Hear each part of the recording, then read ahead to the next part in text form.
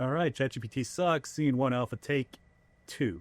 So Nate Jones and I work together on AI Cred.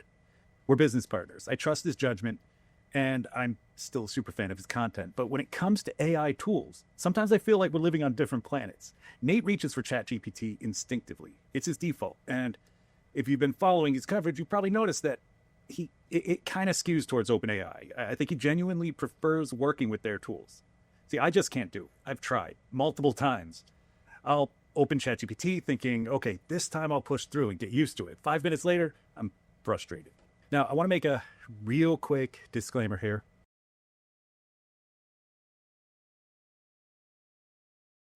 Anyway, moving on. It's not that ChatGPT can't do what I'm asking it to do. The outputs are fine. Sometimes they're even great. But the experience of getting there feels like work in a way that it just doesn't with Claude. Claude feels like I'm talking to somebody who already knows what I mean before I finish explaining it. Less friction, less no, that's not what I asked, less of me repeating the same question 3 different ways. And here's the wild part. Nate experiences the exact opposite. At least I'm assuming. ChatGPT feels natural to him in a way Claude just doesn't. Same tasks, different tools. Similar outcomes. We're both getting our work done. For a while, I thought one of us must be wrong. Maybe I was missing something about ChatGPT. Maybe Nate was missing something about Claude. But the more I think about it, that's just not how this works. We're not choosing AI tools based on capability anymore. Both systems can accomplish basically the same things. We're choosing based on personality fit, based on which AI's communication style matches how our brains work. I've been calling this personality ergonomics. We've always understood that hardware ergonomics matter. If a camera is uncomfortable to hold, you won't use it. Doesn't matter how good the lens is. Software ergonomics matter too. UI design, how many clicks to accomplish something, whether the interface makes sense to your brain. But AI introduces something new, personality ergonomics, the way AI thinks, communicates, responds to you, pushes back or doesn't push back. That's not cosmetic. It fundamentally shapes whether you enjoy using the tool. The AI companies know this. That's why they've built those personalization features, system instructions, custom personalities, settings you can tweak. But here's where it gets complicated. Those customization handles only work if you know what you want. And most people don't. Let's compare it to having AI write in your voice.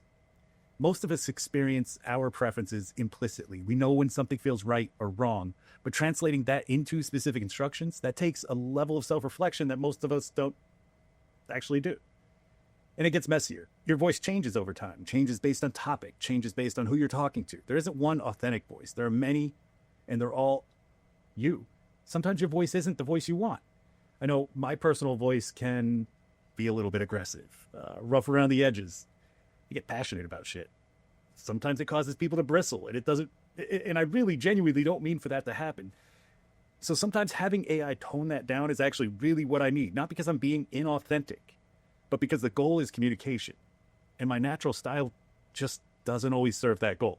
When it comes to custom instructions and personality instructions, I've spent the last 2 years trying to find the perfect middle ground for how I want my AI to behave and its personality. The obvious extremes are bad. Psychopathic AI. How do you actually say that word? Psychopathic? Psychopathic? I don't know. AI that agrees with everything leads to terrible decisions. Overly critical AI that pushes back on everything is exhausting. So the answer must be somewhere in the middle, right? Wrong. The middle ground is just as bad, but in a less obvious way. What you actually need is a situational response. For example, when I'm brainstorming, I don't want pushback. Pushback kills momentum, makes me second guess ideas before they've even had a chance to develop.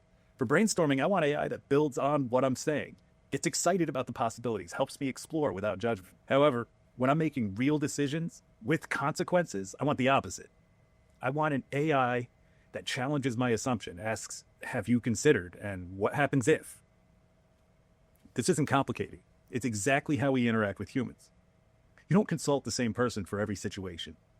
You have friends who will hype you up and friends who will tell you when you're being an idiot. I have a lot of friends that tell me when I'm being an idiot.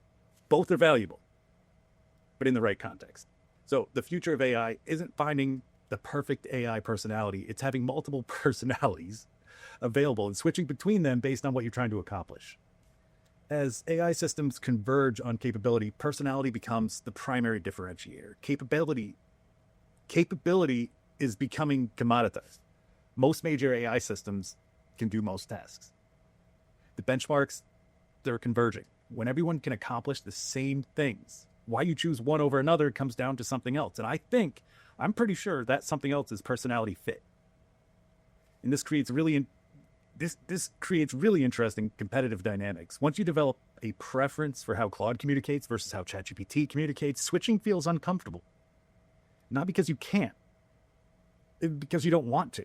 And we saw how that went with 4.0. So here's what I've realized about Nate and me. Neither of us is right. Neither of us is wrong. Which AI do you reach for instinctively, and which one feels like a chore? When you're frustrated with an AI response, is it because the AI is wrong, or because the personality didn't match what you needed in that moment? Start tracking those patterns. Maybe the tool you think you should be using isn't the one that actually works for you. Maybe Nate's right about ChatGPT for him, and I'm right about ChatGPT for me. The future I'm optimistic about is the one where AI adapts to us rather than forcing us to adapt to it. The system knows what you need before you have to ask. We're not there yet, but recognizing that personality matters, that it might matter more than capability, is that first step toward building that future. So yeah, I'm trying this out on a teleprompter, by the way. Trying to learn how to read from a teleprompter. I don't know how good it was. You tell me. All right, until next time. See you.